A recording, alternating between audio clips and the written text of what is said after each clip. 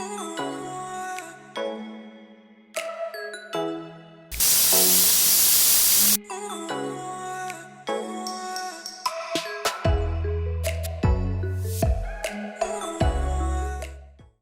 Hello friends, welcome to my channel. இன்றைக்கி நம்ம என்ன பண்ண போகிறோம்னா பிரியாணி தாங்க பண்ண போகிறோம். இதுக்கு தேவையான பொருட்கள் பார்த்திங்கன்னா, இந்த டம்ளர் சைஸில் வந்து 2 டம்ளர் அரிசி எடுத்துக்கோங்க. அது கழுவி ஊற வச்சுக்கோங்க. நான் வந்து 3/4 கிலோ கோழிக்கறி எடுத்திருக்கேன். நீங்கள் வந்து எவ்வளோ வேணாலும் எடுத்துக்கோங்க. அதுக்கு தகுந்தாப்புல நீங்கள் வெஜிடபிள்ஸ்லாம் யூஸ் பண்ணிக்கலாம்.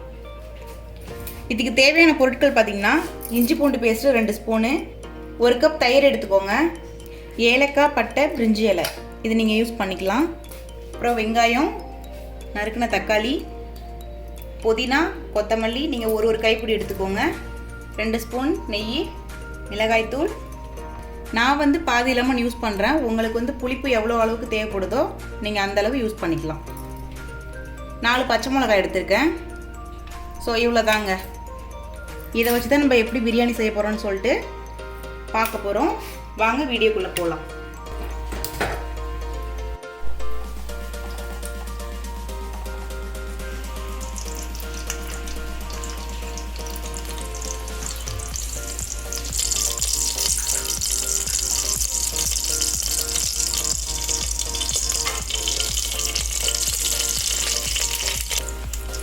உங்களுக்கு வேணும்னா நீங்கள் ஒரு 6 முந்திரி யூஸ் பண்ணிக்கலாம் டேஸ்ட்டுக்காக. ஸோ இது போட்டிங்கன்னா உங்களுக்கு ரொம்ப டேஸ்ட்டாக இருக்கும்.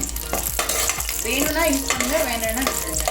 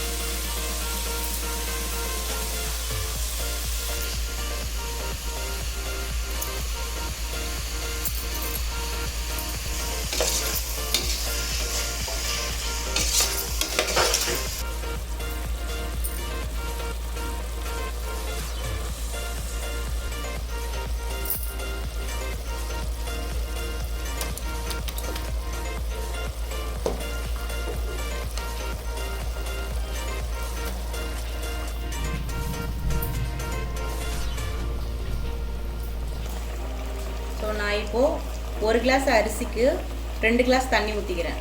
இப்போ என்ன பண்ணணும்னா, 1 டம்ளர் அரிசிக்கு 2 டம்ளர் தண்ணி வச்சுக்கோங்க. நான் இப்போது 2 டம்ளர் அரிசி எடுத்திருக்கேன், அதனால் 4 டம்ளர் தண்ணி ஊற்றுறேன்.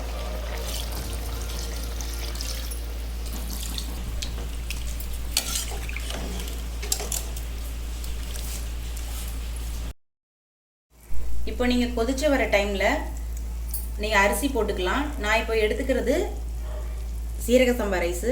உங்கள்கிட்ட வந்து பாசுமதி ரைஸ் இருந்தால் நீங்கள் யூஸ் பண்ணிக்கலாம்.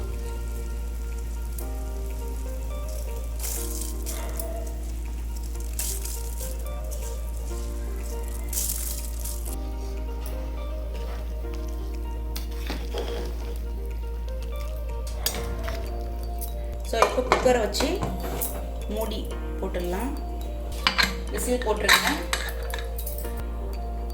விசில் போட்டோன்னே ஒரு 4 விசில் வந்தோன்னே நீங்கள் இறக்கிடலாம்.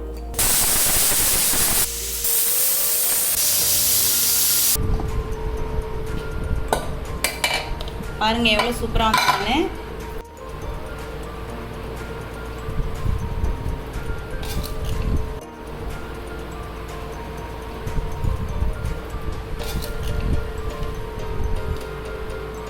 நீங்களும் உங்கள் வீட்டில் ட்ரை பண்ணிவிட்டு எப்படி இருக்குன்னு சொல்லிட்டு கமெண்ட் பாக்ஸில் கமெண்ட் பண்ணிவிடுங்க.